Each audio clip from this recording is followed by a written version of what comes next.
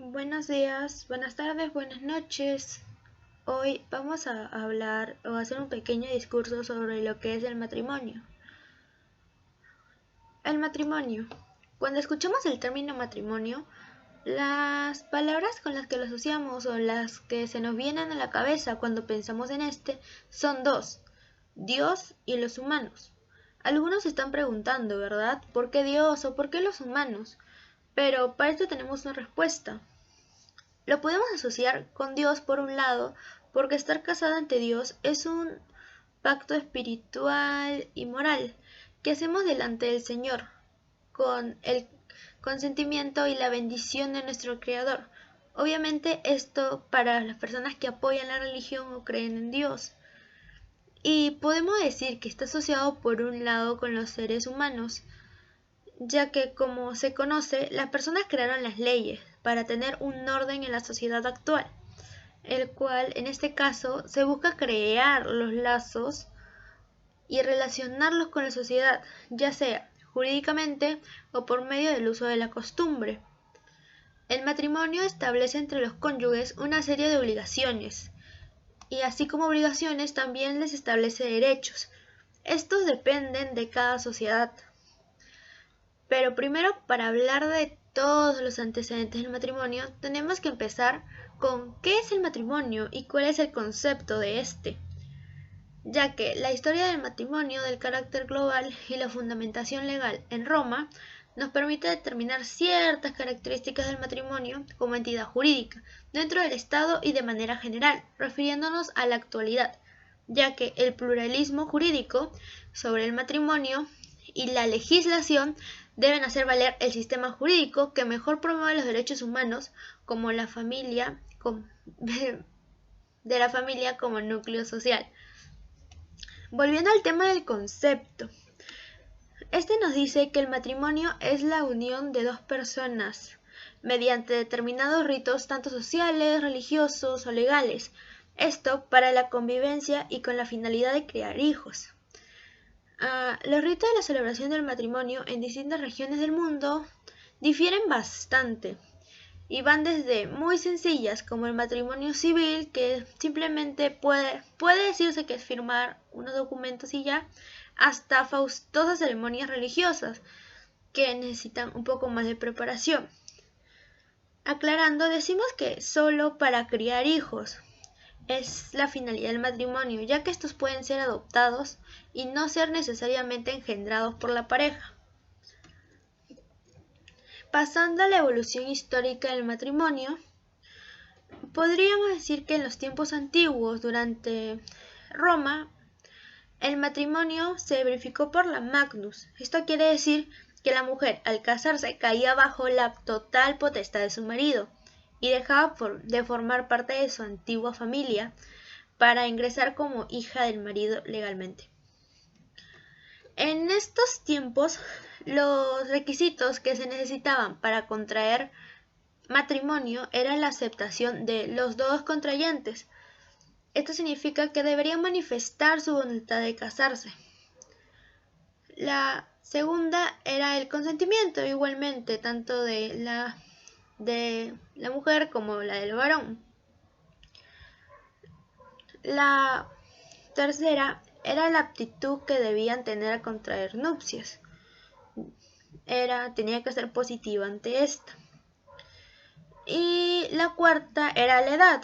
La edad mínima para un varón contraer matrimonio era 14 años, mientras que para la mujer eran 12.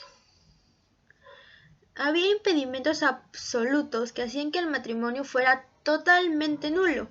La primera era la esclavitud y la segunda era la viudez. Y esto establecía que la mujer viuda no podía contraer matrimonio hasta que hayan pasado 10 meses. Esto era ya que tenían que tenerle un luto al esposo. Sin embargo, el esposo no tenía por qué cumplir este luto. Él podía casarse inmediatamente después de la muerte de su esposa. La tercera era la bigamia. La cuarta era por votos de castidad. Esto era mayormente para los clérigos o sacerdotes, que ellos no podían contraer matrimonio. La quinta era por capacidad natural o incapacidad. Esto quiere decir que no puedan tener hijos, tanto varón como mujeres. Sin embargo, era más aplicado a las mujeres. Luego había impedimentos relativos, que podrían ser un obstáculo para el matrimonio, sin embargo, este no prohibía totalmente aquello, ¿verdad? El primero era que se prohibiera capaz el matrimonio en la línea directa de ascendentes con descendientes, quiere decir como incesto. Esto por motivos políticos o porque estaba prohibido quizás. También se prohibía el matrimonio entre patricios y plebeyos, esto por la promulgación de la Ley Canuelia. Luego de esto podemos pasar a las formas de divorcio.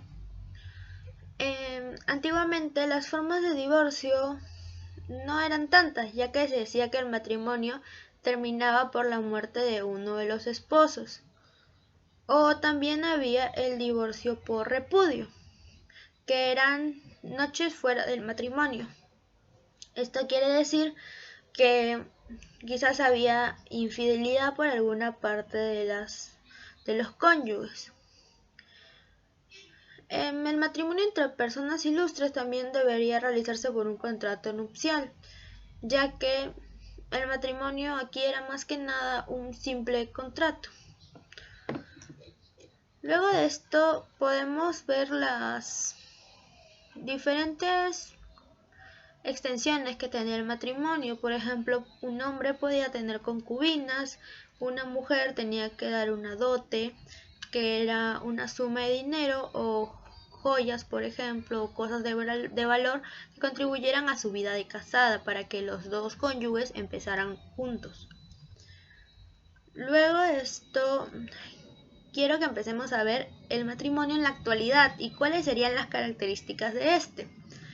Hablando más del tema civil, es simplemente un contrato, ¿no?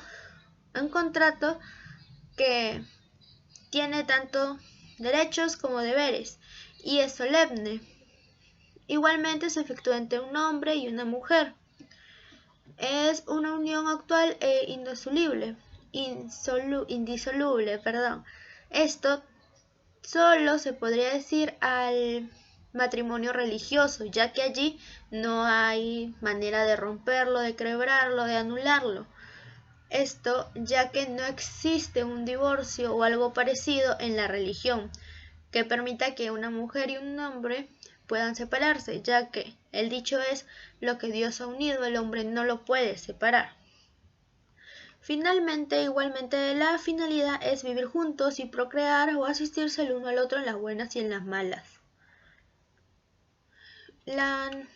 Luego estarían las clases de matrimonios, como ya lo dije, el matrimonio religioso, que es una unión celebrada a subyugación de las normas religiosas, siendo este un sacramento y no se puede romper, quebrantar o anular hasta la muerte de este. El matrimonio civil, por otro lado, es un acto jurídico. Este está prescrito formalmente por códigos en el Código de Familia y este puede ser disuelto por un divorcio. Finalmente, quiero hablar de los requisitos para casarse actualmente. El primero sería la solicitud. Los novios deben declarar ante el alcalde municipal o provincial su voluntad de casarse. Esto inicia presentando una solicitud, carta o documento que indique a la municipalidad su visión afirmativa a casarse y que lo hacen con buena actitud. Luego se necesitan las partidas de nacimiento, esto de ambos contrayentes. Estas tienen que tener una validez de entre 1 a 6 meses, dependiendo de lo que exija la respectiva municipalidad. Siguiendo, se necesita el DNI de los contrayentes, presentar el original y la copia de este documento, esto de ambos novios.